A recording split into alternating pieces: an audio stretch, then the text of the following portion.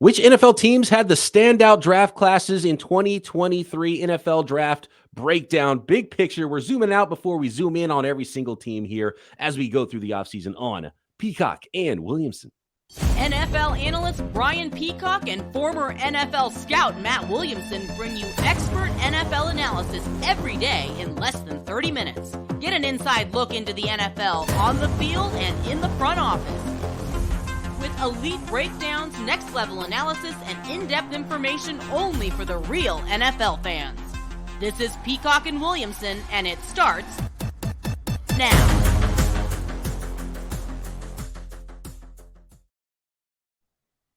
Welcome to the Peacock and Williamson NFL Show. Brian Peacock alongside Matt Williamson at BD Peacock at Williamson NFL.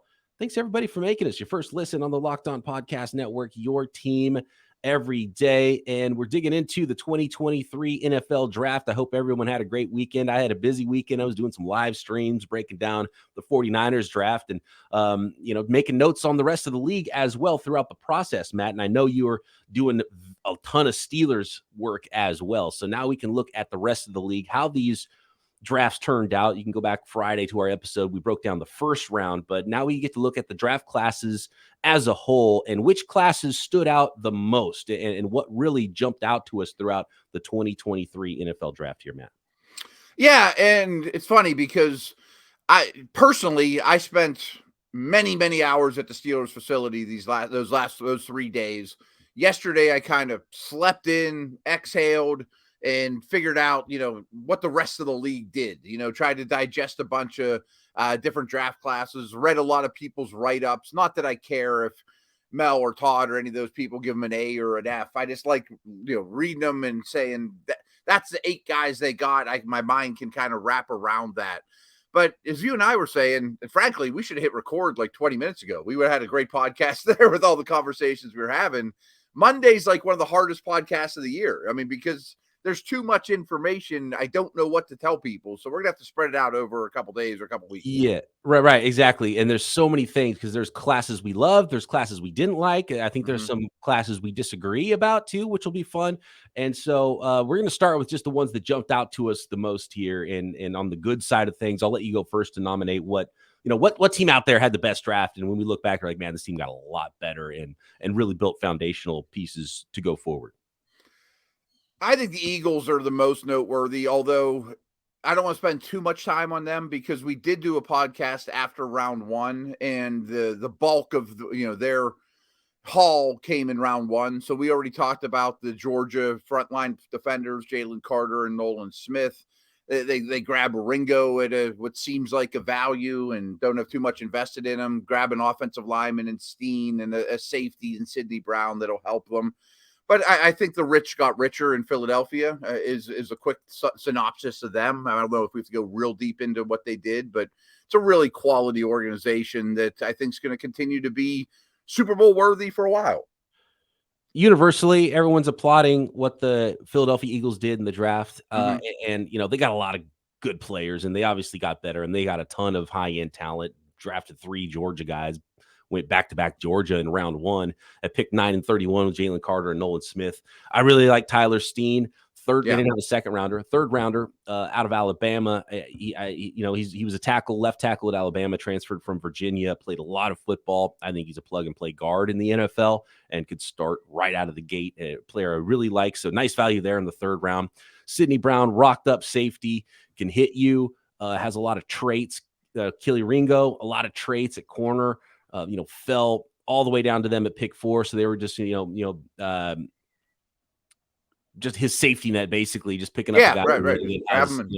Very talented, but where do you play him? Is there some character stuff, which kind of a lot of these Georgia guys were slipping and falling. And there was even with Jalen Carter with his thing too. It's like, okay, maybe not angels over there in Georgia that they were putting together with that program, but a lot of athletes and a lot of guys that could ball. And so we'll see how this turns out with all these Georgia teammates there. Do they even get too many Georgia teammates in Philadelphia?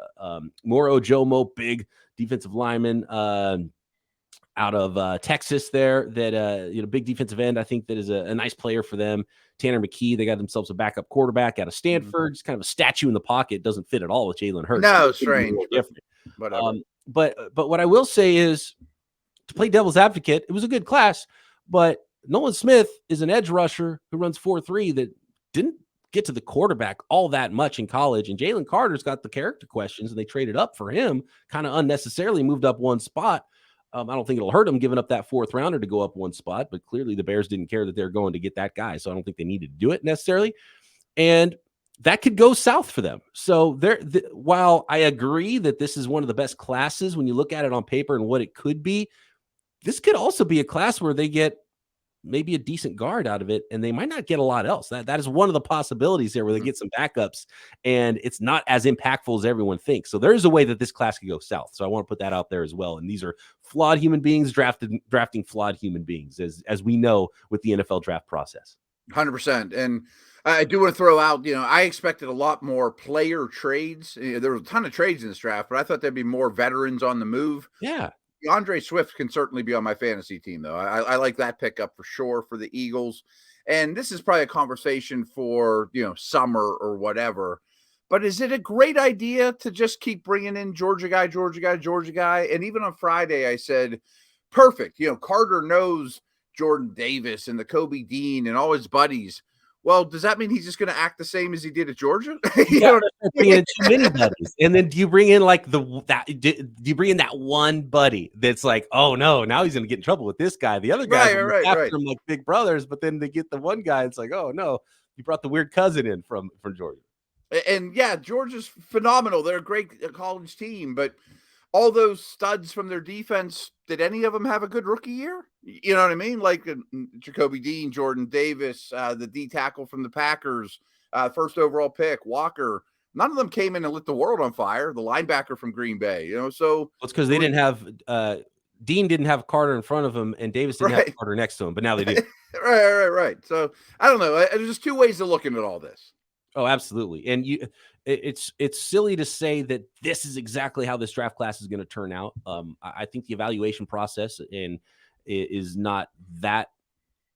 It's not that hard to look at the tape and know who's good, know who's not, know what the traits are. Mm-hmm. How they. That's why I brought the human aspect of it. These guys are all human beings, and some guys are going to fold when they get to the NFL. Some guys are going to get better, and how they're wired is so important. And you never know how these are going to turn out. You want to put a limit on a guy who's too small and too slow, what he could be, because he could become a Hall of Famer, and the guy that's got all the traits in the world could completely, fall apart and not be in the right situation and not be a good player in the NFL. So yeah. That has to be said with all this when you're grading. We know that, but we still, there's still teams that did better than others, and we'll find out exactly who that is in 3 years. But sometimes we do have a pretty good idea just after draft day. I want to nominate your Pittsburgh Steelers as having a great draft, man. I thought they were interesting too. Yeah. Broderick Jones, I love it. The high upside. He could be the best offensive lineman in this draft. They moved up in front of a team that probably is going to draft him. So just, extra points for the maneuvering. And I like that. Yes. It didn't hurt how much they gave up. They still had a couple of second round picks, plenty of picks in the draft. You go up and get the guy you like in front of a team that might've taken him. And you get a need position, you make value meet need, and you get a player that could be one of the best at his position at a premium position. So I love that with the Broderick Jones move. And then you come back with Joey Porter Jr. And I know there's some nepotism involved here, but it's great value no matter who drafted him at the top of the second round. And I think everyone would have been cool with him going at pick 17 to the Steelers. 100%. I think that the maneuvering was great. They added a lot of brand name players. I mean, none of us thought Darnell Washington would last to 93. He's got some knee things going on, or it doesn't sound like much, but Corey Trice to me was a top 15 corner in this draft. He goes in the 7th round. He had some injury stuff, although he was fine this past year. I really like their draft. And usually, I'll be honest, I'm usually a little more critical of my hometown team than I am the other 31 because I'm so close to it. But I have a hard time coming up with bad things to say. I mean, their biggest needs were tackle and corner. They needed a defensive tackle. And those were their first 3 picks. It all worked out well. There's none of the players they drafted that I dislike. And I do have to mention the nepotism, though. I mean, it's gone crazy with the Steelers to some degree in the last several years. I mean, they signed Nick Herbig's brother a month ago. They draft him. They bring in 2 Wisconsin dudes that are buddies with the Watts. They bring in 2 Georgia guys. Last year they go next door to draft their starting quarterback and then draft Cam Hayward's brother. By the way, Joey Porter's kid is now a Steeler, who used to run around out back with Antonio Brown. I interviewed Joey Porter Jr. He's like, yeah, I've been here my whole life. I know this place better than any of you. Like it was crazy. Yeah. And that's good or bad. I mean, you and I had a great conversation before we hit record about how weird this scouting process is and maybe how outdated it is. But if you know more about Joey Porter's kid than you do about Deonte Banks or Tyreek Stevenson, why not just, know the guy, draft the guys you know? And the thing about them is that you trust who they're going to be. Yeah, right. And that's a good way to make a good pick, but it's also a good way to maybe miss out on another guy. And so we'll see how it ends up turning out for the Pittsburgh Steelers. But, Keanu Benton, we haven't even mentioned hardly, and that was a fantastic pick. Love him, yeah. Love him. He was one of the top 3 probably defensive tackles in this class. To get him in the second round, Washington, I think I never really liked him as a first-round guy. I thought he was almost too big in a lot of ways, and doesn't move and didn't play that like he tests better than he played and moved on the field, but clearly the talent is there. And if the knee holds up, and again with Corey Trice, same deal, they're just like, well, look, he's too talented, and he tore his ACL in 2021. He looked fine to me on tape. I thought he was going to be a third round pick and fourth round pick. He ends up being a 7th round pick. And who knows what that medical is like? Does he end up having chronic knee problems and doesn't have a career? I don't know, but that's okay to swing on that talent for a 6'3", 4'4" speed corner. He could play safety as well. They drafted 2 of those 6'3" giant corners that just press people and beat the crap out of them at the line of scrimmage, Yeah. So love the draft haul for the Pittsburgh Steelers. Yeah. And they're getting rave reviews across the board, and everyone's a brand name guy, which makes it easier on the people that don't deeply know some of these sleepers and whatnot. But I was very pleased, and every time they made a pick, I'm like, I can't believe that guy's still there. Kind of like you said, I think they would have considered Porter at 17. I think they would have considered Benton at 32. I think they would have considered Washington at 49, and they got all those guys the pick after that. Love it. Some more classes that really stood out: Colts, Packers. There's some interesting ones that maybe we don't agree on as well. Up on this episode of Peacock and Williamson. Today's episode is brought to you by Built Bar. I know you're looking for that delicious snack. You always are. Everyone is. I am. I know Williamson is, but it's probably best to find that snack without all the sugar and all the calories. And you want the best tasting protein bar when you reach for a protein bar, right? And that's what Built is. You want to reach for snacks that are not only taste good, not only that you want to eat, but that are better for you. Healthy can taste amazing, as it does with Built Bar. Looking at some of the flavors, by the way, you got to go to Built.com and find some of the limited releases they have. The newest peanut butter puff, peanut butter brownie balls, and I'm all about the peanut butter, especially as it pertains to protein bars. I think it just goes hand in hand. It goes so well. But you got the coconut strip bar, a strip of coconut throughout. Cookie dough strip bar, a strip of cookie dough throughout. Cookies and cream puff, snickerdoodle chunk puff, amazing flavors at Built.com. And not only can you find all these amazing bars that are high in protein, low in calorie, low in sugar at Built.com, but you can find them on your store shelves as well at your local Walmart and Sam's Club. And it's all about the macros when it comes to Built Bar. And it's all about the macros when it comes to your diet. And we're talking most Built Bars with only 130 calories, only 4 grams of sugar, but a whopping 17 grams of protein in most Built Bars. And most Built Bars are covered in 100% real chocolate, which really sets it off and sets it apart from other bars that you might have tried and not liked. You will like Built Bars.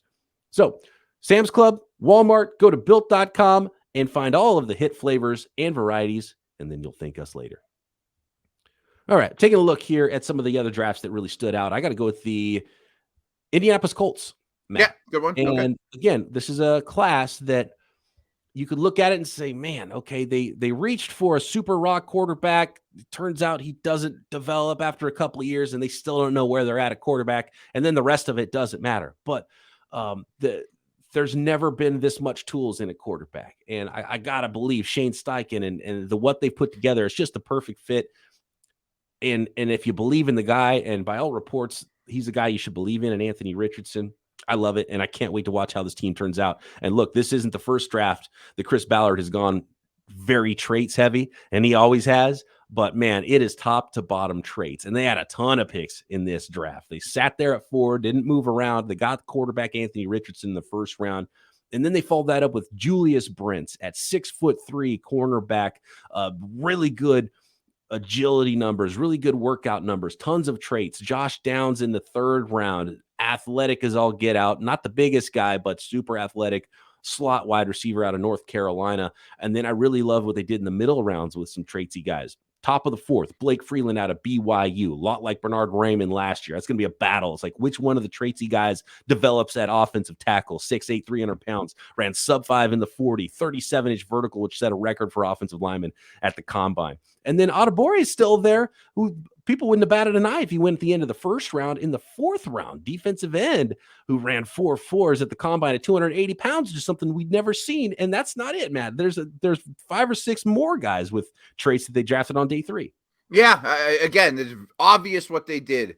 I love the Richardson pick. We talked about that Friday. Fine, I want to harp more on the other picks here.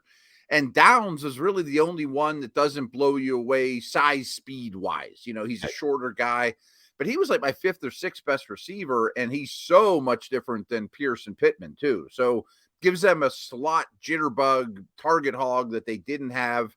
Also a very Richardson friendly pick, which I think has a lot of value as well. But all these guys are size, speed. You mentioned Freeland. I mean, he has work to do, but he's the best tester of all the tackles. And I know this isn't kind of meaningless, but with a 236 pick, they took another phenomenal testing left tackle that doesn't know what the heck he's doing, and Jake Witt from Northern Michigan. But so it's really funny. Right. It's funny, Matt, with Freeland and Watt, because those were Jake Witt, Witt, yeah. 7th rounder from Northern Michigan. They're 2 guys that I talked a lot about pre-draft for the 49ers because I bet, yeah, athletic to get that zone scheme going. And I called Jake Witt, who I learned about late in the process. The Niners had him in on a 30 visit because he was a small school guy. 37-inch vertical. He was 6'7", 300 pounds, former hooper, turned tight end, turned tackle really late in his career. So he has no clue what he's doing. 280 but like traits, 4.89 40-yard dash at 300 pounds. And I called him the Kirkland brand Blake Freeland. Both of them. So yeah. And Darius Rush, 5th rounder, 6'2", ran 4.3s. Will Mallory, super athletic move tight end. Evan Hull, one of the better receiving backs in this class. Love the value there out of Northwestern. Running back in round 5. Jalen Jones is, classic cover 3 corner, not the fastest guy, but really long, 6'2", could even move the safeties, not afraid to hit you. So I love the draft class, and they have so many swings that even if half of them don't turn out because they're boomer bust traitsy guys, if the other half do, you have a star-studded draft class. Yeah, I've been talking about Evan Hull on Locked On Dynasty now for a couple of weeks. He's one of my favorite guys and perfect backup for Jonathan Taylor. You mentioned Mallory. He ran the best 40 of any tight end at the draft. Adebawore is the perfect example of he's fallen. Maybe he isn't a D end. Maybe he isn't a D tackle. Who knows? I just know he's really fast and tests really well. And they just bring in a ton of athletes. And I think there's merit to that. That's why you pay your coaching staff. I'm paying my defensive line coach to turn Adebawore into a football player instead of an athlete, or Freeland into a left tackle instead of an athlete. That's why these guys are getting paid. Coach them up. Love it. That was a fantastic class there. I want to talk Green Bay Packers really quick, Matt. And interesting. Yeah. Interesting class. Lucas Van Ness, they moved up a couple of spots with that trade with the New York Jets in the Aaron Rodgers deal. They ended up at 13 instead of 15, got Lucas Van Ness, which is fine. I think he's a player much like Rashawn Gary they drafted a couple years ago, where he's clearly not a finished product yet, but traitsy as heck. And what can he turn out to be? I don't know, but no idea what he's going to be in the NFL or where he's even going to line up. But you're betting on just the raw power, athleticism, height, weight, speed stuff with him, just like he did with Gary. It turned out with Gary. Can they do it again with Lucas Van Ness on the other side? And then they came back with Luke Musgrave, tight end out of Oregon State in the 2nd round. I love Jaden Reed. I thought he's more of a 3rd rounder, but they got him in the 2nd round. So I was a little bit onto something there with Michigan State wide receiver, and really nice fit there. Sort of a slot guy, can play special teams, can get down the field. Doubled up at tight end. Tucker Kraft, great value in the 3rd round. Dontavian Wicks is an underrated wide receiver prospect in this draft. So they got another couple of wide receivers after getting a couple of wide receivers last year, and then 2 more tight ends. So they're trying to help out their young quarterback. And so big picture, I love that. And Carl Brooks is just, he didn't test well at all. Wasn't even invited to the combine. Right. The dude just made plays at Bowling Green time and time again, could play some outside end, defensive end, or maybe some defensive tackle because he is 300 pounds. just, bunch of picks and a bunch of players I like. 7th round, Anthony Johnson Jr., Grant DuBose, also value picks there in the 7th round that could absolutely make the team. So love the draft haul for the Green Bay Packers in the post Aaron Rodgers era. I wouldn't say I love it, but I think they're one of the most noteworthy teams. And frankly, I don't love Van Ness at 13, but that's about as Packers of a pick as you're ever going to see. I like the Wooden and Brooks conversation you just kind of had there. I think both of them are kind of 3-4 DN types, that can get upfield, and I understand that. They're sort of the epitome of a lot of kickers and punters drafted in this class, and tier 3, tier 4 quarterbacks drafted higher than I would have guessed. And I'm going to kill him on Sean Clifford because Penn State was on my TV all the time. I mean, you can't help but watch Penn State when you're around here. He's really bad. I can't believe he was even drafted, to be honest with you. That was one of the most head-scratching picks of the entire draft to me. I thought he was maybe you're going to get in a camp, maybe. But I adore this tight end class, and they got 2 of my favorites. Jaden Reed's a guy I've been boosting big time on Locked On Dynasty too. Like, he's better than you people think. If you can get him in your rookie draft before he goes, get him now. I didn't expect him to go 50, but he may play a lot for them and be a really good complement to Watson. So I think it's a very interesting draft. Certainly interesting, no matter what. But they got some pass catchers for their young quarterback. Yeah. Day 2 pass catchers. The mid-round quarterbacks, I think that'll be a subject we talk about a little bit more tomorrow. But that was one of the shockers in this draft is how high some of the maybe everyone's trying to find the next Brock Purdy, right? But I was like, okay, you're going to draft a backup quarterback in a spot where you like. I don't like the idea of drafting a player that you hope never has to play. Right. Over a player that could actually help you, but quarterback is super important. So maybe it doesn't matter. Just keep drafting quarterbacks. And we've had that conversation recently on the podcast too. And maybe enough teams don't do that, but it's got to be the right quarterback too. Yeah, I don't think this is the right quarterback, but I'll save my thoughts on these quarterback, day 3 quarterbacks or even earlier for later in the week. But I do think there's a trend there in the league that we do need to address. But I don't think Sean Clifford is a good example. I just think he's a really bad player. All right, more standout draft classes next. Seattle Seahawks and those Detroit Lions. I do want to thank everybody first once more for making the Peacock and Williamson Show your first listen here on the Locked On Podcast Network, your team every day. Shout out to all the everydayers. We're going to probably talk a little bit about some classes that we didn't like on tomorrow's episode. Later in the week, talk more about, just some overall interesting nuggets from the draft.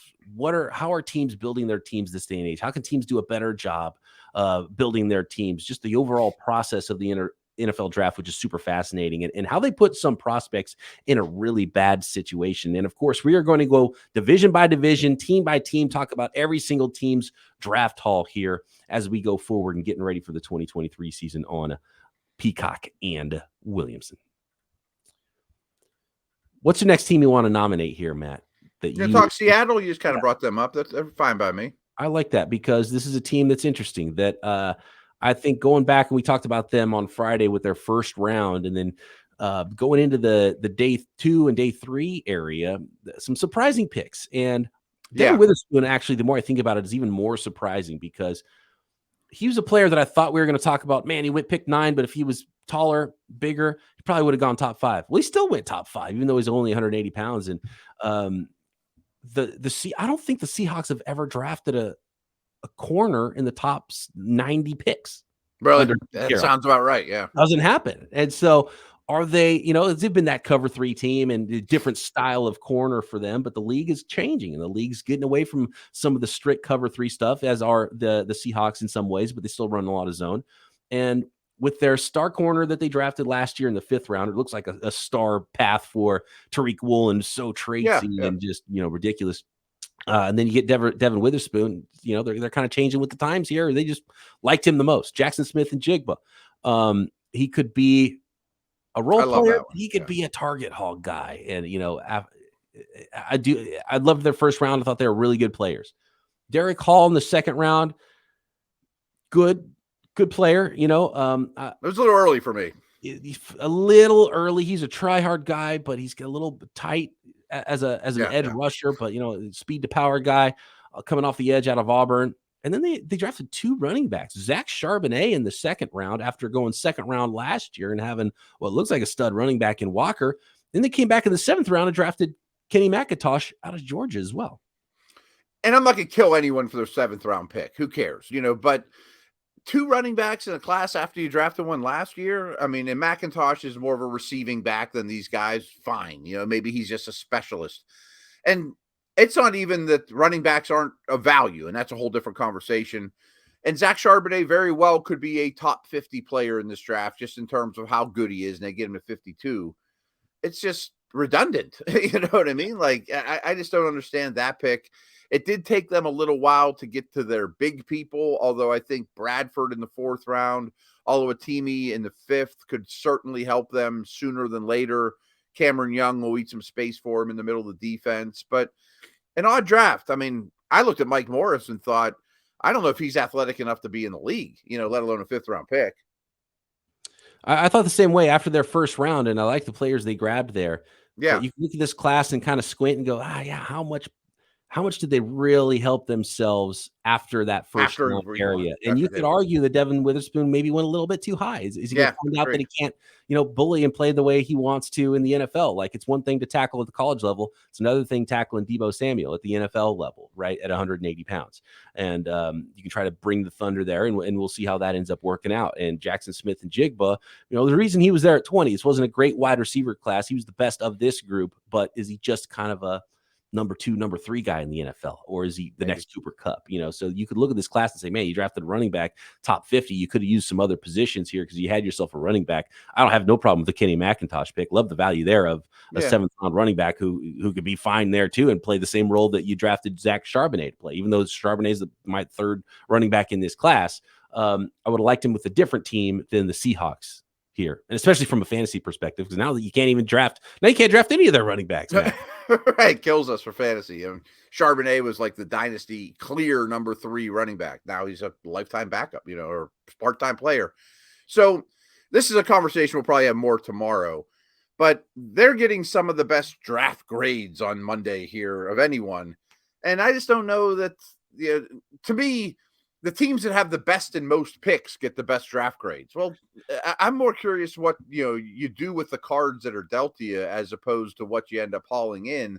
They had 4 picks in the top 52, and I don't know that any of them were great values or steals or guys that are going to be phenomenal players. I think it's easy for Zach Charbonnet to be a good player, but Sure. I think in this team it made even less sense for him at 52.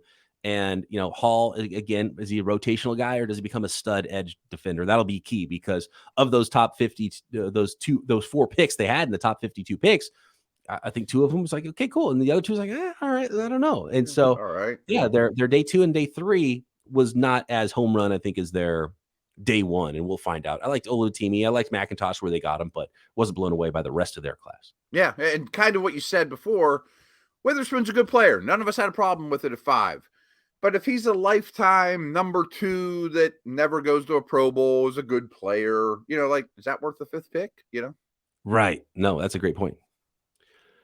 You know what? You brought up something interesting there, Matt. And I want to go to a team that didn't have high picks, that I give a high grade on a curve based on what they were able to do without having picks in the 1st and 2nd round. I'm going to go to the Cleveland Browns. I really like what the Cleveland Browns did. They didn't pick until the 11th selection in round 3. They got Cedric Tillman there, wide receiver out of Tennessee. I think in the 3rd round, that's a player that had a much better, if you look at his 2021 tape, you might have thought he was going to go higher. 6'3", 213, can pull the ball down in a crowd. And so, and with the way that they play and with the way that their quarterback plays in Cleveland, and obviously everybody in Cleveland's hoping there's going to be, a big step up in play of the entire offense because of Deshaun Watson. But I like Deshaun Watson throwing to Cedric Tillman. So I think that's a good fit there and a good value. They get the big defensive tackle out of Baylor, Siaki Ika, in the 3rd round. Jawan Jones falling all the way to the 4th round here. And there's some questions about, is he too big? He's kind of an oversized guy. And we do see those players tend to fall a little bit. But if he's motivated, you got yourself a starting offensive tackle in the 4th round. I love, one of my favorite picks in the entire draft was Isaiah McGuire in the 4th round out of Missouri. I think he's a starting 3-down defensive end all day long. for the Cleveland Browns. So fantastic value there. A really good 5th-round pick in Dorian Thompson-Robinson, who's, backup quarterback, but still is that makes sense. Talented guy. And, you give yourself a good long-term backup that could start games for you. And you probably won't be upset about that in a few years, I would imagine. I really like Dorian Thompson-Robinson, really athletic, really good arm.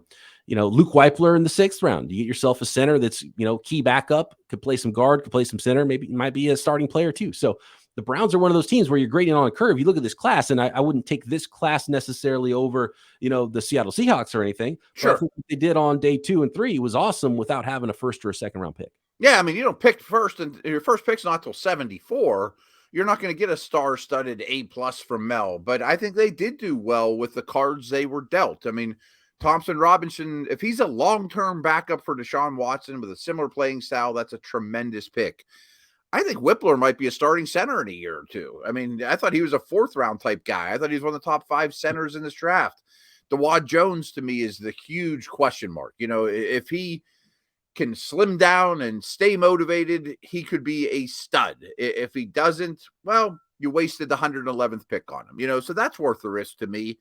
I really thought the Browns' defensive tackle unit last year was as bad as any position group in the league. And now you put Ika next to Dalvin Tomlinson with all those, small, fast flow linebackers. You're protecting them. I love that. Yeah, exactly. Right. Keep Jeremiah Owusu-Koramoah clean. Exactly. So there's a plan there. And, the guy you didn't mention is someone they didn't draft is Elijah Moore. So you add Tillman and Elijah Moore to Njoku and Amari Cooper and put Watson in the shotgun and play to his strengths. You have a nice variety of pass catchers there. Yeah, variety is key too. And I like, I subscribe to that, build your basketball team there. You got your center and you got your, you got your shooting guard, and now you go get a wing player in Cedric Tillman. So I love that. And by the way, do you think this has to play into it a little bit at least, but the best defensive tape versus your guy, and these are division opponents going to play twice a year. The best defensive player I saw against Broderick Jones, who was the Steelers' 1st-round pick, was Isaiah McGuire. Oh, okay. I got to go watch that tape. So he's hard to play against, McGuire. Yeah. I mean, I think he'll be part of that rotation opposite Myles Garrett from day one, like you mentioned, and a valuable player. He's a nice pickup for them. I'm going to tease this one for tomorrow, and I don't want to tell the listeners which is which, but I think the team we disagree on the most maybe is the Detroit Lions. So what about some teams that we thought really did not help themselves out in the NFL draft, or maybe just with what they had some of the worst NFL drafts out of everybody on tomorrow's show? The Detroit Lions is going to be an interesting conversation. So some more standout teams on, the bad side of things on tomorrow's episode of Locked On, or on Peacock and Williamson, and on the Locked On Podcast Network, your team every day. And, of course, we're going to start getting deeper into all the teams, all the divisions in the NFL, and some other – I really want to talk about this, Matt. Teams are doing a disservice to NFL draft prospects, and it's a conversation I think we need to have. All that coming up later this week on Peacock and Williamson. Shout out to all the everydayers. Matt and I back tomorrow right here, Peacock and Williamson.